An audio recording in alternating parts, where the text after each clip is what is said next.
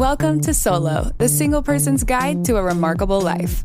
Your host, a behavioral scientist and bachelor, talks to leading experts and successful singles about living solo and living well.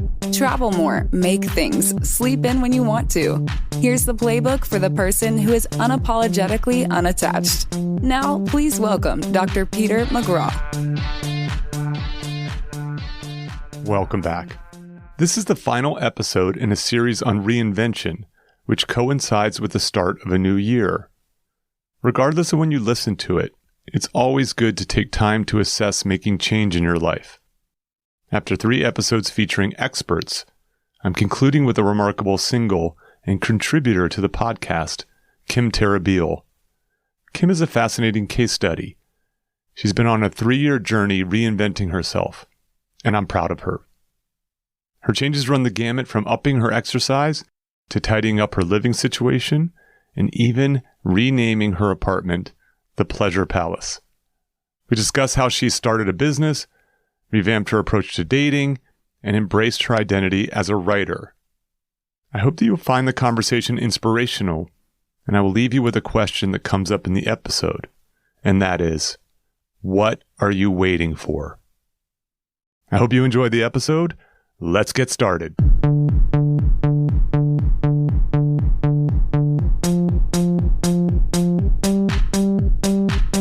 Welcome to Solo, the single person's guide to a remarkable life. I'm Peter McGraw. Today's guest is Kym Terribile. Kym is a writer and entrepreneur. She's the solo founder of Wax Crescent, a candle company focused on the idea of self-care and intentional living. Kym holds a degree in English literature from the University of Hawaii. She is single and lives in Boulder, Colorado, with her 2 dogs. And she has been a guest co-host on several solo episodes, including episode 1. But today she returns as a guest. Welcome back, Kym. Hi, Peter. Thanks for having me again. This is very exciting to have you not asking the questions, but receiving the questions. I know. I'm a little nervous.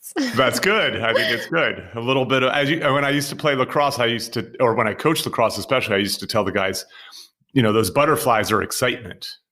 Yeah. I'm excited. So no pressure, but this is the final episode for my mini series on reinvention. And you are going to be a case study of sorts. Oh my goodness. So prior to you, I had Scott Barry Kaufman talking about a model of well-being and how that fits reinvention. I spoke to Kimmy Seltzer, a professional confidence and charisma coach who teaches this sort of outside-in system by which to reinvent yourself. And then also Rolanda Watts, who hosts reinvention retreats. So I've had a series of experts, but now you get to be like, here's someone who has truly reinvented themselves. And I can say that because I've witnessed your reinvention. Yeah, you have. So before we get into yours, maybe you should tell the listeners, how do we know each other and why are we talking about your reinvention? Okay. How do we know each other? So we met at a coffee shop, I think, about maybe 2 years ago. December will be 2 years. Mm-hmm. And we went out and got some coffee and kind of hit it off and have been friends ever since. Am I leaving a lot out? Telling the full story. Okay. It was a dating situation. Okay. We actually went out on we dated a bit. Yeah, we did. Okay. And then we pivoted into friendship, a glorious friendship. Yeah. And Peter's become kind of a mentor for me. Oh, that's very kind. Navigate. It is interesting because even on that first meeting, it wasn't a date, it was a meeting, that coffee meeting. We jumped into and talked about one of the areas that I believe you have reinvented yourself. Is that writing? Yes, that's okay. Right. So early on, I figured out you were a writer. It was a topic that we talked about.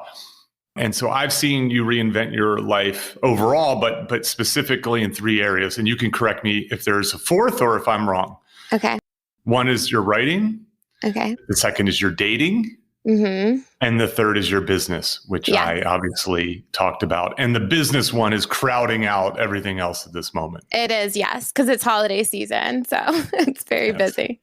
So tell the world your business. Oh, so I make candles. I have a company. It's called Wax Crescent, and it's soy wax candles that I hand pour in small batches. And right now I'm doing it out of my apartment in Boulder. And all of a sudden, over the last couple of months, it's gotten incredibly busy, which is amazing. And I'm learning so much and putting pretty much all my energy into it at this point. So I don't really have time for anything. I'm looking forward to January when the holiday season's over and I can kind of focus on other areas of my life again. Well, that may not happen if this thing keeps building. I know. There's a saying in Silicon Valley about having product market fit. And so that you clearly have product market fit. And also you don't do just candles, you do these other things, which I think are actually even the more creative elements of Wax Crescent. So you do these like intention boxes. What do you call them? Yeah, I do little like intentions self-care boxes where it comes with like a little ritual. So it's like a candle, a crystal, a stick of Palo Santo. And it's just to kind of set, I'm a Taurus, so I'm all about like vibe and, creating a sacred space. So This is part of the reason that we're friends and not dating. You can't deal with the hippy dippy. I'm not. I have my limits to my hippy dippiness. Yeah. But you have potions. You sent me some potions. I do, yeah. So I make little spell vials that are filled with like crystals and flowers, and they're to hold during meditation. They're to put on your altar because I do believe that things possess energies that we can. I'll put it in my terms. I like the symbolism of it all in terms of helping you be more present and focused and so on. The problem is I put that vial up my ass when I was meditating. And so that did not work. No, it didn't work as well. Okay. That's a callback to an old joke. Sorry for the new listener. So we're going to talk more about this business because it's something to be celebrated, but it's also creating struggles. Reinvention is difficult.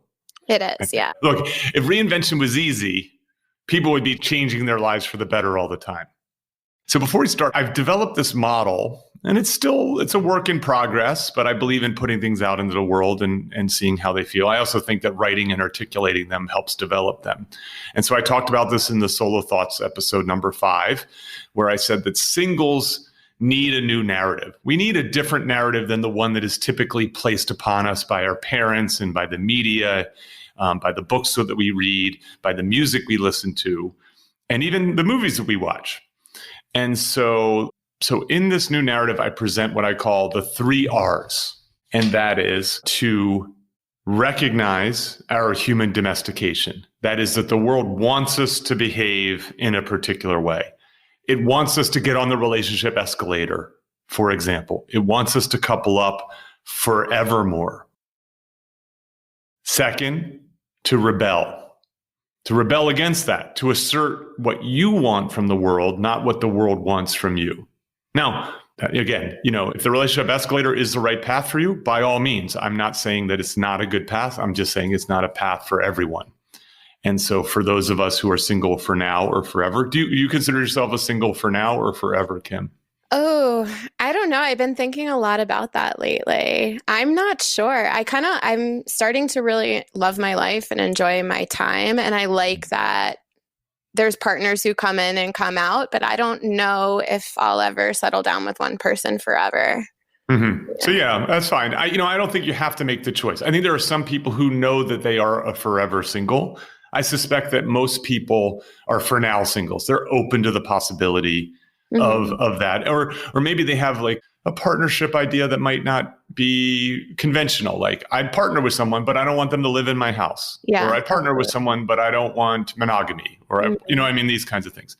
So this act of rebellion against whatever the domestication that we're facing, especially at that particular time in our life. There are different ones, right? So when you're 23, it's not couple up, it's get a job.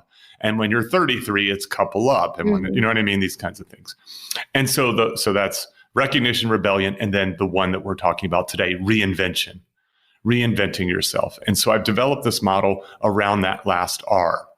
And it has these sort of 2 categories, and they're actually connected to the previous podcast with Scott Barry Kaufman because they're very similar to, he has this sailboat analogy for well-being, which is you have the base of the boat, and that's sort of safety and security. And then you have the sails, which is growth. And so what I had done prior to talking to him, but I was very happy to see how well it fit, is you have your first step, which is foundation. What are the foundational elements of your life? That is your environment, your body, your finances, and your relationships. So your environment and looks, right? So how do you tidy yourself up? How do you tidy up your space in order to create not just a mindset, but then suddenly you start getting treated differently? And Kimmy Seltzer talked a little bit about that. Your health. It's very hard to live a good, remarkable life. It's very hard to reinvent yourself if you have health problems, if you're not sleeping well, if you're not eating well, if you're not getting exercise. That is a foundational element to life. Your wealth, that is, how do you find some security in your income and spending? This is something that we'll, I'm sure, talk about. And then lastly, who's your team? Who are the personal and professional friends that you have? Are you going to firm up your friendships? Are you going to repair friendships? Are you going to fire friendships in this way? And then this also might be dating relationships. Again, we're going to certainly talk about that with you, Kimmy. Kim. You're Kim. Kimmy was a previous my family guest. calls me Kimmy. So is that right? I didn't know that. I'm Kimmy to my family and close friends. Yeah. Oh, good. Okay. Well, I'm not going to do that. Okay. The next one is flourishing. That is, how do you flourish? As a single person, you have more opportunities, more ways, more paths to flourish. And I like the PERMA model by Martin Seligman: positive emotion, engagement, flow. R is relationships, M, meaning, and A, achievement. So these are different paths by which people flourish. And for the regular listener, they've heard me talk about this a number of times. This is akin to Scott Barry Kaufman's sail. Right? How do you find direction in your life and how do you catch wind there? So foundation and flourish. And so before we get into where your reinvention happens along this model, let's talk about why are you reinventing yourself? What is the engine to this change, these set of changes that I think are pretty dramatic? I mean, 2 years sounds like a long time, but to completely revamp your life and to create a new set of perspectives, identity, business, artistry, and so on, 2 years is fast. Yeah, it's been pretty fast. I'd say it maybe started about 3 years ago. Okay. I was, so a little bit before I met you, I was engaged. Wait, you're saying I'm not completely responsible for the... Well, no, I mean, you are. I sent you a text message on Thanksgiving telling you how grateful I am because you're constantly pushing me. It's tough love. You're the only person in my life who gives me tough love and kind of calls it like it is. And it makes me really uncomfortable and forces me, to hit that next level. I didn't even know I'm doing it. Oh my gosh. Like the reason why I have a business right now that's doing so well is because the 50th episode podcast. We did the 50th episode podcast. It was Peter, Julie, and myself. And we were talking about my business. And I said something that was kind of like self-deprecating about it. And you stopped what we were doing, kind of called me out on it and gave me a really hard talk, what felt like a hard talk at the time. I was like, listen, like if you're doing this, you need to put the energy into it. You're doing something, have confidence in it. And then I don't know. I just remember like leaving the podcast and being like, why do I have this business if I don't love what I'm doing? I don't love how my product looks. I don't love every aspect of it. So I sat down and kind of rebranded, reinvented it, put it out into the world with confidence. It's now a product I'm proud of and I love how it looks. And that was kind of because you pushed me to do it. And now, my business is doing really well. I do remember this because you said you're going to give me 10% of all your profits because of this. Okay. Okay. One of the cool things about this, I have to say, I can't endorse Wax Crescent enough. Because you have mandals, so you have candles for men. Yeah. And then the other one is it just keeps improving. So they've always smelled good, but you've included these like really cool elements that I've never seen in candles before. And I actually had a visitor and have some of your old, like I have your candle 1.0 and your candles 2.0 and your candles 3.0. And I put them out on the counter and it was amazing. The person was like, wow, the third one, the new packaging. Yeah.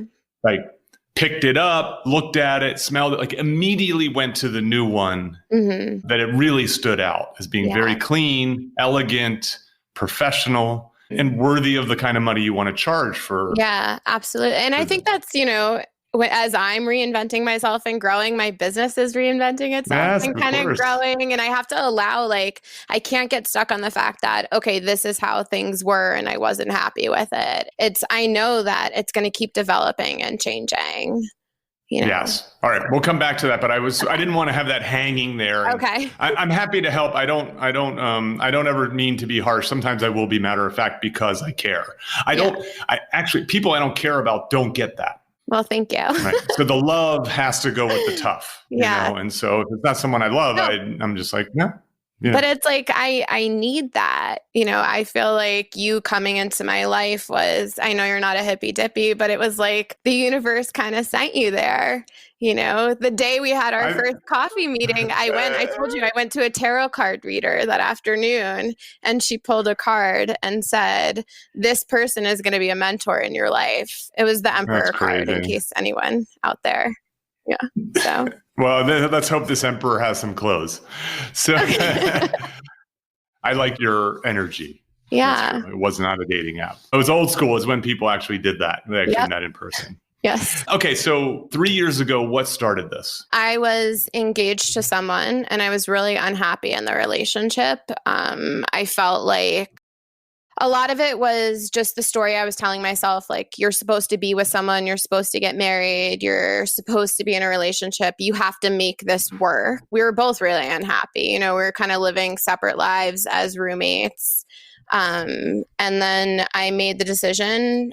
I think I went to 5 yoga classes and something happened and I was just like, I'm done with this. Wait, 5 yoga classes in one day or in one week? And I started yoga and I had gone to 5 yoga classes and I was like, okay, this is it. And we broke up and I found myself alone for the first time in my whole life because I'd always had a boyfriend or a partner or someone I was dating, a guy I was living with. And it was the first time I was by myself. So I went and I got myself my own apartment. And then that's kind of where things started.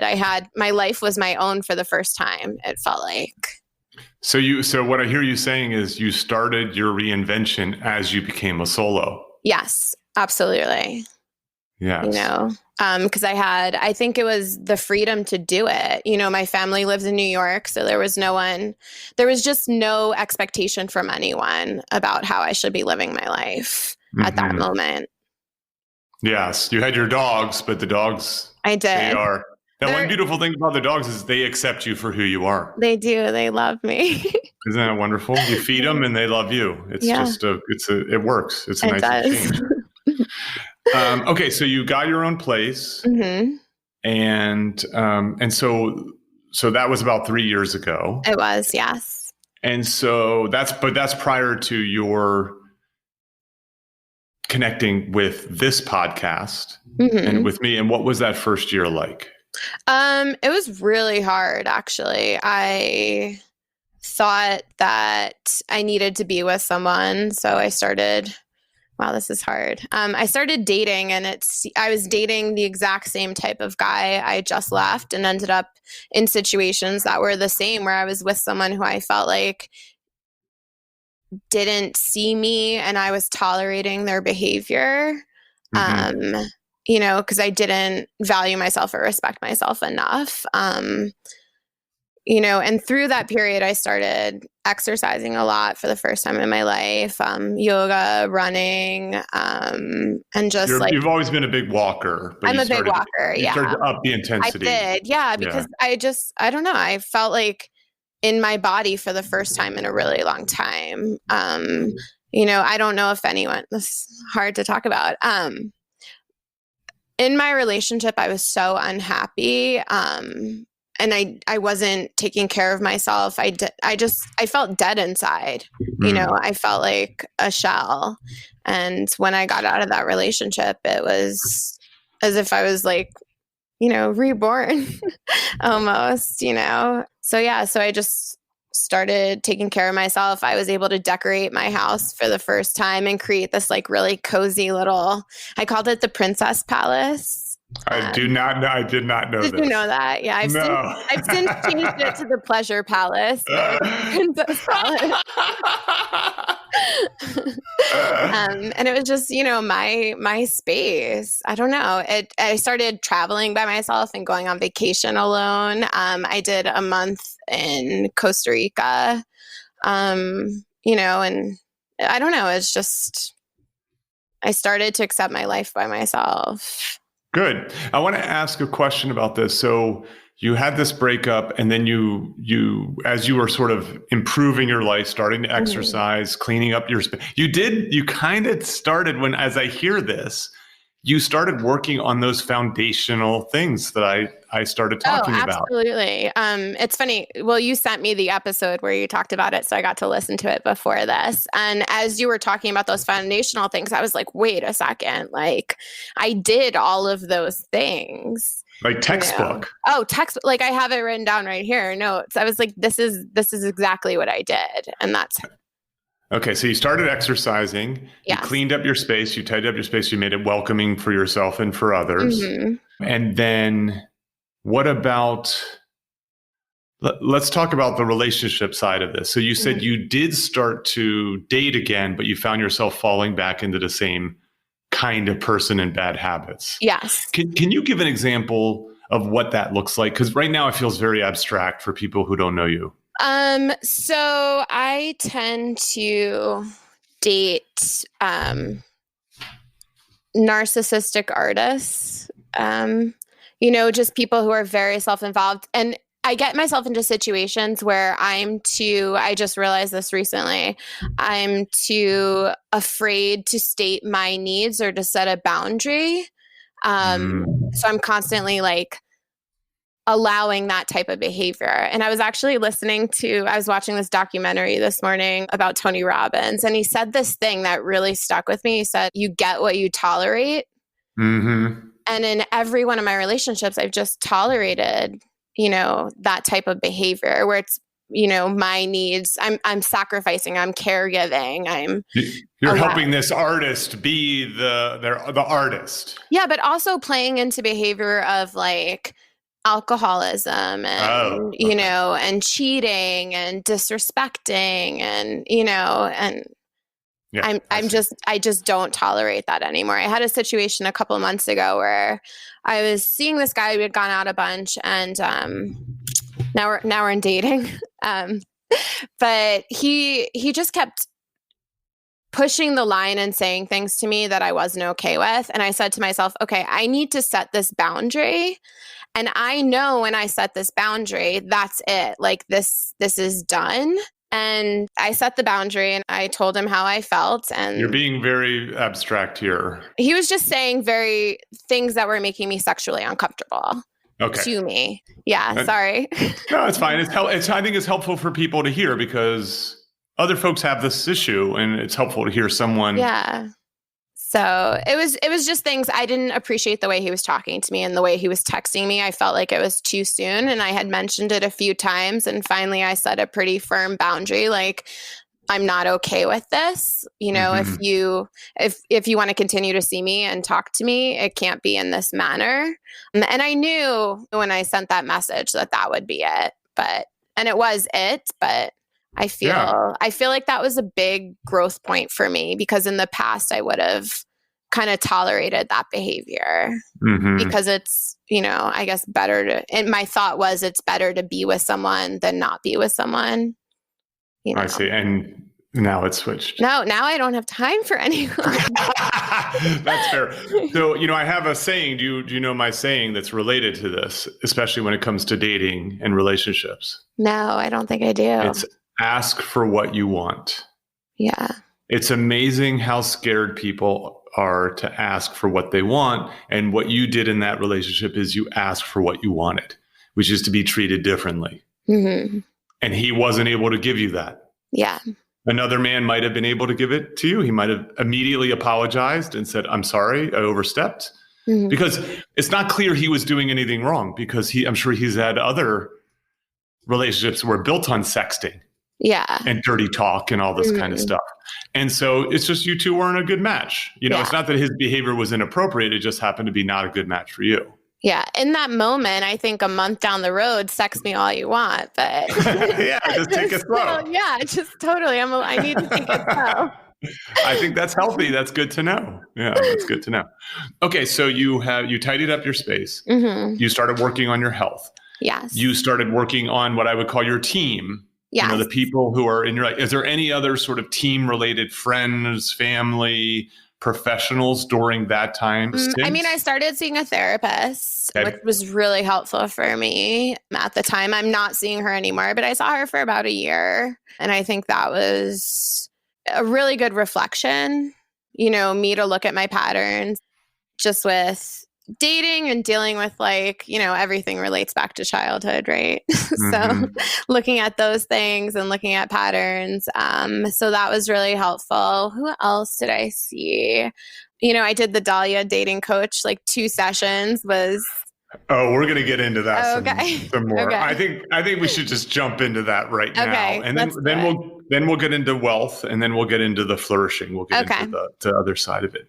So I think, as someone who dated you and is now your friend, and thankfully you're comfortable talking to me about your dating life. Mm-hmm. We had a whole conversation about some dude who was ghosting you. Yeah. Had ghosted on. Yeah. Was ghosting you. And I encourage you to give him one chance to step up. Yeah. Well, that was the sexter. Same guy. Yeah, same guy. Yeah. Wait, so the sexter, not only was he not able to give you what you want, he also just disappeared on you. Yes. After I set the boundary. Yeah. Good riddance. I know. He was so cute though. And he had a camper van. Yeah, that's funny. I'm sure he had all the tattoos you like also. He did. And the piercings, Peter. Yeah, you do have a type. So So I believe in, I have this generosity project that I work on. It sits in the background. It's sort of always running in the background. I always look for opportunities where I can gift someone important in my life. It's a small gift. It's about $300 or so, give or take. And the idea is, can I gift someone not money, but some service or something that makes their life exponentially better? So I want to give a $300 gift that actually is worth $30,000 or $1 million, right? That sort of idea behind it. And so I gifted Kym a coaching session with Dahlia Karnofsky, who is a dating coach who has appeared on the podcast. And I just really like her perspective, because it is, while I think deep down she's really helping people find their forever, her advice actually works very well for solos, for anyone dating, regardless of what their goal is. And so I gave the gift and I just forgot about it. Mm-hmm. And Kym later wrote me, I think I have it written down here. Oh, you do? Oh, goodness. I can't remember exactly. You essentially said, oh yeah, here it is. Literally, it changed my life. It did. Changed your life. So, which I got all misty and I was super happy to hear that. How did you reinvent your dating? In part because of this coaching session. I think what happened was you had texted me that you were listening to that episode and you said, I'm taking notes. Yeah. So because you had Dahlia on a couple of times, and the first time, yes, I was taking notes, and then I kept calling you. I think in a way, you just did it so I'd stop calling you for dating advice. Anytime I had a question, it was a gift to myself. Yeah. Is that what you're saying? That's funny. Yeah. Anytime I had a question about, because I don't know how to date. I was in a relationship with someone for 7 years, and then someone else for 10 years, and that brings me to now. Yeah. So I've never actually dated before. You guys, dating is so fun. It's so fun. When you do it well, when you do it right. Yeah, when you do it without expectation. I think Dahlia's whole thing is it's just supposed to be fun. It's just a cup of coffee. You don't have to marry the person. So I've met some pretty cool people. No great romances, but just pretty awesome people. Yeah. How did you change your approach as a result of this? I want specifics. Okay. I want you to dish. Okay. So, I fall in love very easily. I think like I love people. I fall in love with my friends. I'm like a very in touch with my emotions. So I think it was always like I'd meet a guy and I'd be like, oh, this guy's the one. That's it. And not that I'd have fantasies about like wedding house kids, but just like we're gonna travel. It's gonna be us. We're gonna do all these things. And then, there's so much pressure on it. And kind of Dahlia's approach to it is no pressure, just have fun. If it doesn't work out, it's not your person. So I think like having in my head, like, oh, if it doesn't work out, it's not your person. Like I've said that to myself probably 20 times over the last 5 months, She has this saying like, this might become a friend. It might become a business partner. It becomes your business partner's lover. It's just, you're meeting someone for the first time. Let's not put all this pressure on this 1 hour or 2 hours. Yeah, totally. And it's just like, it's just a cup of coffee and a conversation, and if you're approaching it from, I'm just going to meet someone new, like I found that I have so much fun. I can laugh. I can be myself. And if they don't like me, it doesn't matter because I have another date with someone else in a couple of days, There's another dating coach who uses this term, and I might have pushed it on you, called mantourage dating. No. So it's this idea. It's this idea that oftentimes, and she or they are focused on women specifically, but the idea is this is like, okay, I meet this man. Let me explore the possibilities with man number one. And then it doesn't work out. And then you go to man number two. And then it doesn't work out. You go to man number three. And the idea behind this is that, well, while you're exploring man number one, man number two might come off the market. Mm-hmm. And so there's what we call opportunity cost. So in economics, when you spend $1 on this widget, it's $1 you can't spend somewhere else. And most people are very bad at considering opportunity costs. They're very honed in on cost, but they're bad at opportunity costs. And so mantourage dating, if I may try to define it, essentially is like an entourage. There's a group of men that you're interacting with. Mm-hmm. And you're very clear that you're seeing other people, that you're talking to other people. And at some point, one of those men may bubble up to the surface and there be that right match. And then you can then go to the rest of the mantourage and say, hey, man number 3, man number 4, man number 2, you're very nice. However, I'm going to pursue something more seriously. And that removes opportunity cost. And it also has this thing of taking a lot of pressure off. Totally. Right? It has a lot of opportunity for there to be some fun and to be playful and not to feel as like, oh my God, I don't want to screw this up. Oh my God, maybe this is it. And the sort of overthinking and rumination that can go with this very serial philosophy. Yeah, no, I like that. Dahlia also told me I wasn't allowed to get into a relationship for a year. So that totally takes the pressure off because I'm like, Yeah, date number 1 is no pressure if you have a whole year to wait before anything could happen with that. And so why do you think she gave you that advice specifically? I think because when we talked, I told her somehow I find myself in these relationships, it happens fast.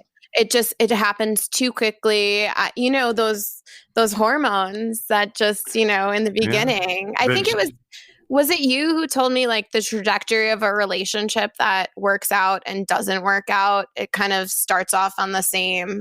Yes, that's right. Okay. Oh, you have a good memory. So I'll put this in the exhibits, but this is a very fascinating finding, which essentially is that short-term and long-term relationships have the same beginnings. Mm-hmm. That is that it's almost impossible to tell at the beginning that someone is a long-term partner. That when you sort of poll people about how the relationship's going and so on, short and long-term relationships, ones that drop off after a short period of time, few weeks, few months, versus one that may go years, are indistinguishable from one another. That's fascinating, I think, because we have this tendency, because we hear this narrative, this sort of fairy tale narrative, which is, I knew the moment I laid eyes on her, the moment I laid eyes on him, that was my person. Mm-hmm. Right. And of course, what we don't ever hear is the number of times someone says, the moment I laid my eyes on him, I knew that was my person. And we went out 3 times and then we broke up. Yeah. Right. No one ever, you never hear that other story. That's me every time though. I'm like, that's it. That's my person. We mesh so well. And then it fizzles. Yes. Okay. So she just knows that your challenge is you fall too fast. And so she just put a block on that ability to do that. Yeah.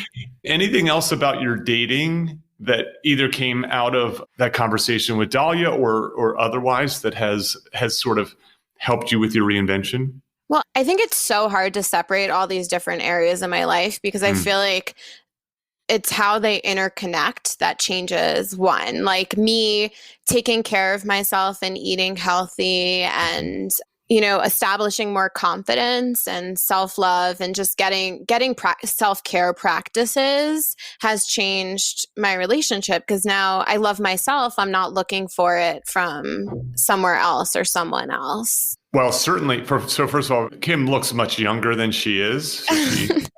So she looks as much as 10 years younger than she is. And she always attributes it to her wrinkle cream that she puts on religiously. Anti-wrinkle cream like 4 times a day. And I would put it on the fact that she runs and walks and eats well and does yoga, right? Like the best way to get younger and look younger is to exercise and eat well and sleep well. But I do like that idea that also the more you get your life together, the better you're going to be at relationships and the more appealing you're going to be. Yeah, absolutely. So I also think like, I know you're not into like vibrations or whatever. I don't know how else to describe it though, but I feel like, if I meet somebody now, I'm not at the level I'm going to be at. Like, look at my trajectory of growth. I keep saying, okay, my partner is like way up here and I'm on my way up there, So I don't want to settle for someone right now that's on my level because I know in 3 more years, you're going to be twice as good as you are now. I know. Yes, I understand. So the last one on this foundational thing is wealth, is your financial situation. And so let's talk a little bit about how are you doing now relative to before? Is this some area of life that needed some work? Oh, absolutely. You've made some changes? Yeah. So before, just in relationships, like we talked before, I have a thing for artists, and artists don't necessarily make money or are the people, at least in my life, who are great at holding down jobs, or I took on that burden of being the financial supporter in a lot of situations. And then now it's, money was always a stress factor for years when I was in a relationship. And now I find myself, I'm like, wow, like I have extra cash. Like this pandemic happened and I've lost my job twice now in this year. Like my full-time job is working in restaurants, and restaurants closed down when the pandemic happened. And my restaurant closed again for dining a couple weeks ago. It was shut down again. And I'm not stressed about having money at this point because I do, Money Amy helped a lot with just the episode she was on, just, saving money, paying off debt. I was looking into buying a condo, and then I realized maybe it's not the right thing for me at this point in my life. But I think a big thing around money was, okay, it's me, it's just me, and there's going to be nobody to take care of me. So I need to do it myself. Yeah, that's great. I'm happy to hear that episode was helpful. So that was like one of the early ones about finding financial freedom. And I do think that on one hand, solos have a disadvantage, right? They don't have potential for 2 incomes. And so there's not the hedge that you naturally have. If one person loses their job, the other person can continue to pay the rent and so on. In that sense, there's more burden on you to get your shit together, to have an emergency fund and to pay off your high interest debts and so on. On the other hand, solos can be lean. We can live lives where we have very small footprints, where we lower our costs.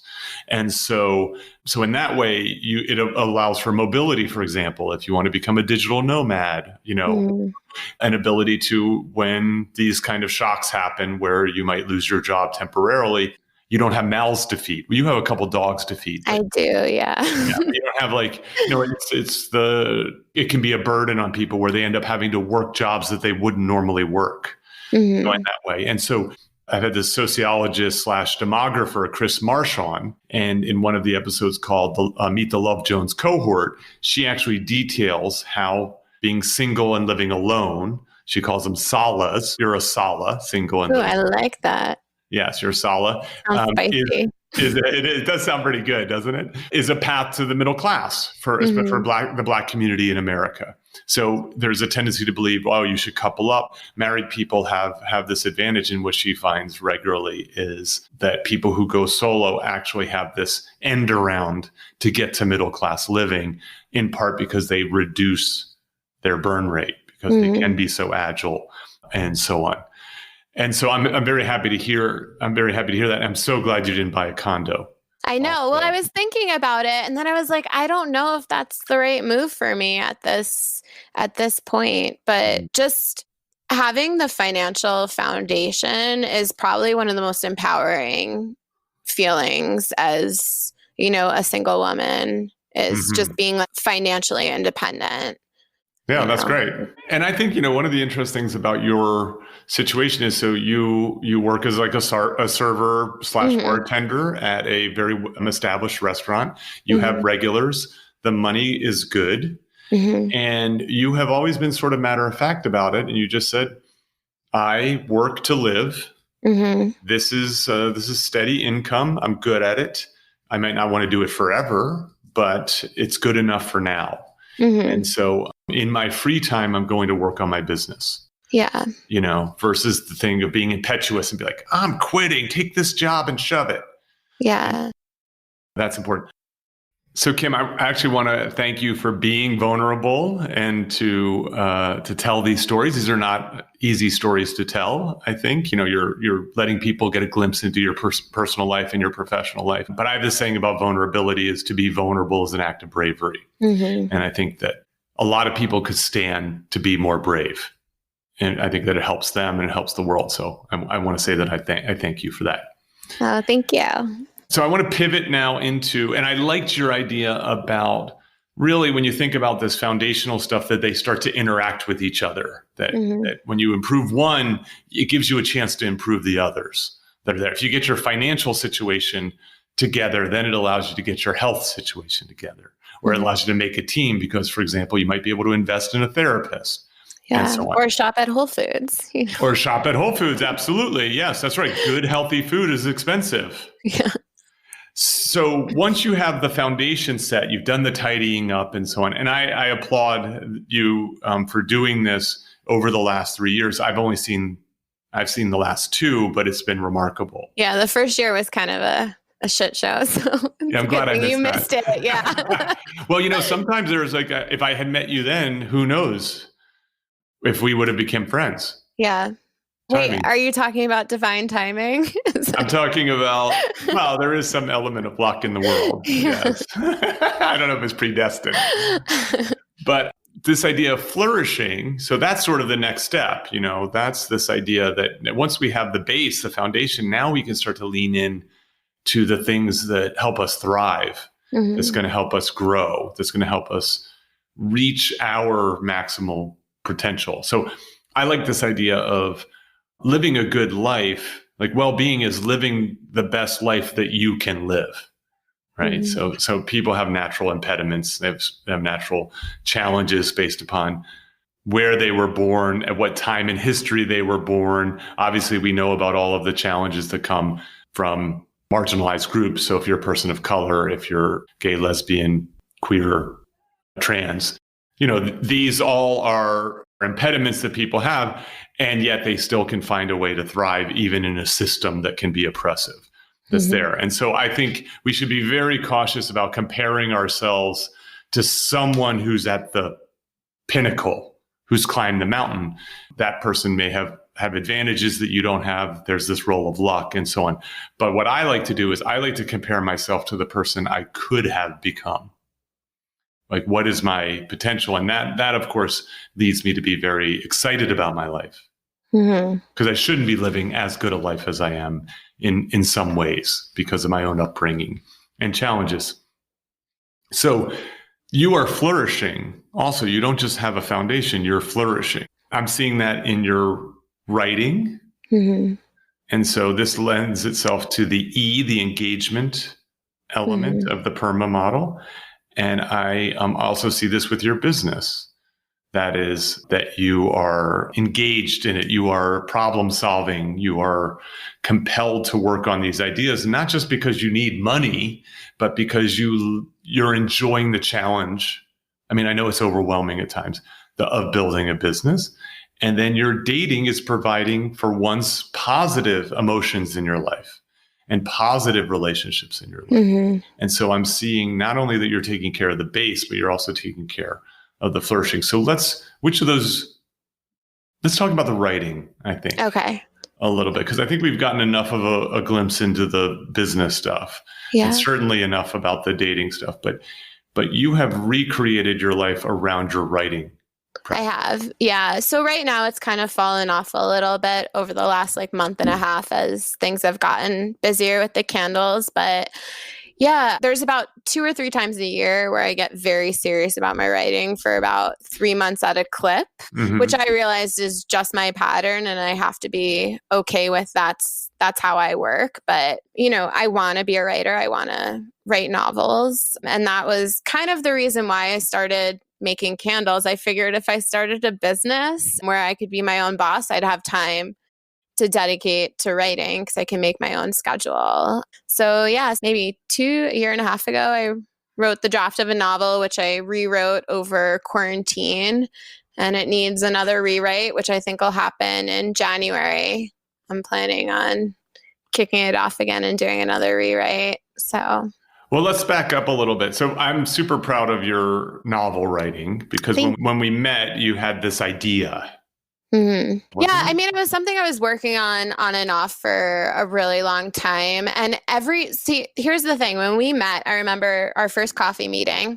I was sitting across the table from you and I said, you were asking me questions about myself. And I mentioned that I write. And anytime I said it, it was really quiet and really I roll my eyes. I was embarrassed of calling myself a writer. And you reached across the table and you put your hand on mine and you said, Kym, just own it.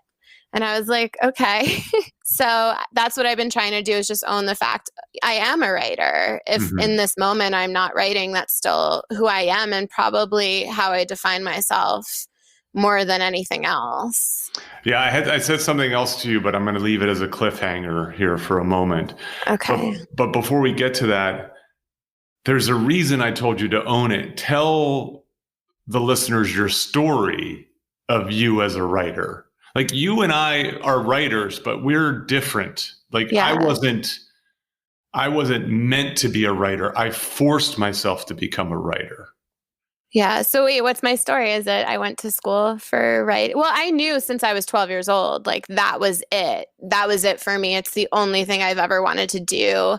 I was, one of those people carrying around a notebook with me everywhere I went, writing down stories, writing down poetry in high school and junior high, just constantly submitting things to teen magazines and newspapers and getting it published. So yeah. I'm meant to be a writer. Yes, that's why I said own it. Okay. You're like, well, I'm a writer. And I'm like, what are you talking about? Since you were 12 years old, you've been a writer. Yeah, absolutely. And so it's yeah, books excite me. Literature excites me. Metaphors. I want to get a t-shirt made that says metaphors make me moan. Anytime there's a good metaphor, I get so excited. That's really funny. In the previous episode with Scott Barry Kaufman, we were talking about the sailboat. I kept calling it a sailboat metaphor, but I think it's a sailboat analogy because I always get metaphor and analogy screwed up. That's how bad a writer I am. I can't remember the difference between metaphors and analogies. So I don't remember telling you to own it, but I'm not surprised that I said that because you don't have to be published to be a writer. There's one thing you have to do to qualify as a writer. Was it right? Yes, it's the right. If you play basketball, you don't have to play in the NBA to say I'm a basketball player. You just have to play basketball. Yeah, no, totally. And you always say, you've said to me, writer's right. And literally sitting right in front of me, in front of my computer on this like whiteboard is writer's right. Because you've said that to me probably 50 times. And you, I think, more than anyone else in my life, you are all about inspiring people to create. Like you just want people to make things. I want people to make things. Yeah. I do. When everybody's making things, sometimes small, sometimes big, we make the world a better place. Consumption is fine. It's fine to consume. You're tired on Friday night. You want to Netflix and chill. I'm not going to criticize you for that. But if you do it every night, I am. Because I believe that everybody has something in them that allows them to make something. Yeah. That may be to paint.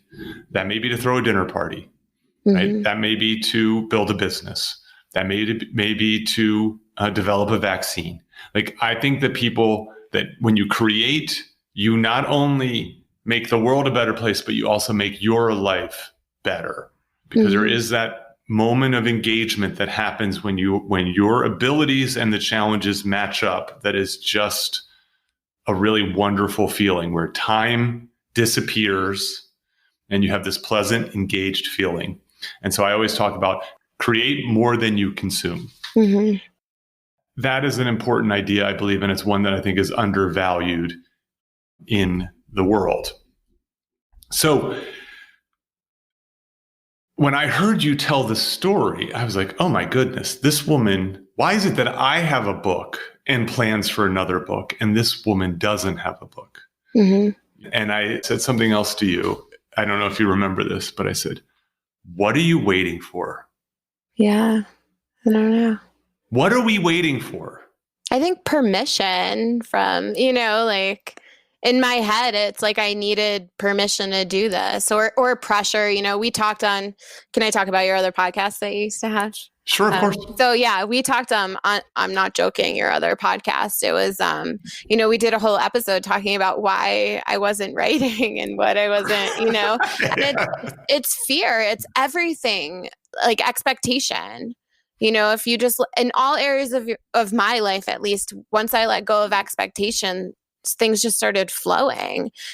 Expectation with dating, like this doesn't have to be my husband, this doesn't have to be my life partner. With expectation with business, like this doesn't have to be 100% of where my income comes from because I have another job. Expectation with writing, it doesn't have to be a best-selling novel. I just have to sit down and I can sit down and write 50 garbage sentences, but the one good one makes those 4 hours worth it. And we're gushing right now because we care about each other. We're excited for each other. I remember at one point in time, I was working on the one pager for Solo. And you were visiting me and you said, do you have a pair of scissors? Oh, yeah. And so I gave you a pair of scissors and you took the one sheet and you actually cut all of the sentences into their own little bits of sheet, of paper. Yeah. And then we like sat down on my coffee table and you started moving them around. And we ended up rewriting the one pager in that way. I ended up taking a picture of it and then very carefully moving it to my desk so I could rewrite it.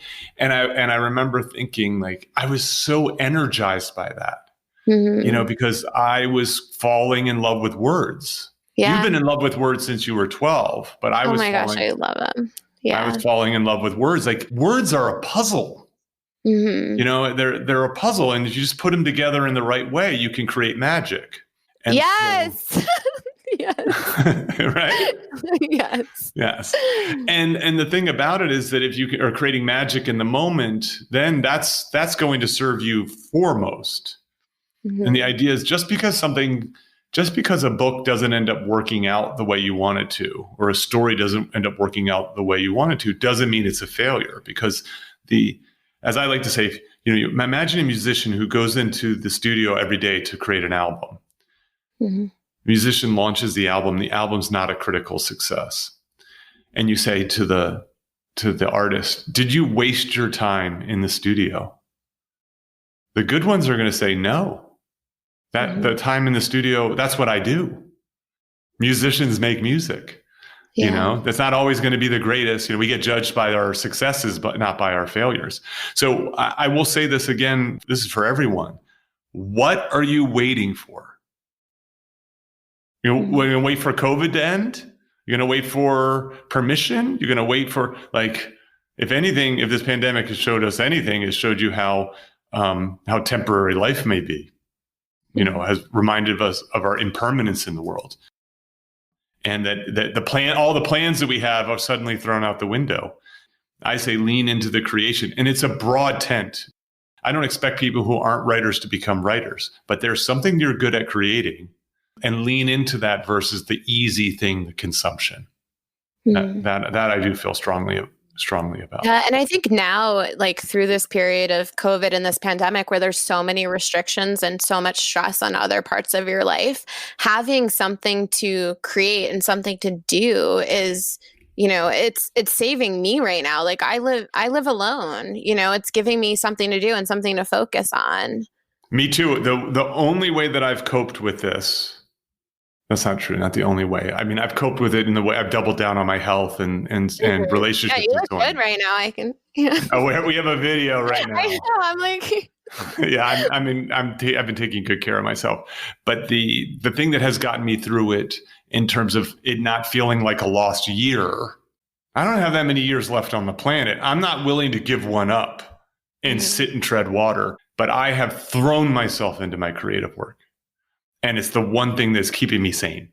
Yeah. And I would argue that this has been probably the most important year of my life because of the pandemic. It's forced me to thrive in other ways and to make use of this time. I could have spent the last 9 months watching Netflix and sitting on my couch, and I chose instead to rise to this. Yes. And it's why Kimmy, that it's why I wanted you to be a case study to close out this mini series on reinvention. And so I'm so happy for you to see this change, because you're just becoming a better and better person. You're just much lighter. You're much happier. And you're making things that are making your life better, and you're making other people's life better. When I light a candle, when I light one of your mandals, I make the world a better place. And so I know you're having challenges around building your business.